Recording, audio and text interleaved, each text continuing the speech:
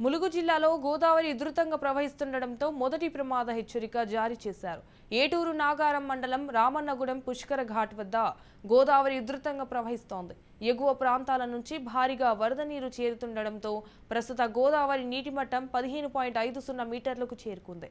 దీంతో సిడబ్ల్యూసి అధికారులు మొదటి ప్రమాద హెచ్చరిక జారీ చేశారు. లోతట్టు ప్రాంతాల ప్రజలు అప్రమత్తంగా ఉండాలని రెవెన్యూ, పోలీస్ శాఖ అధికారులు సూచించారు.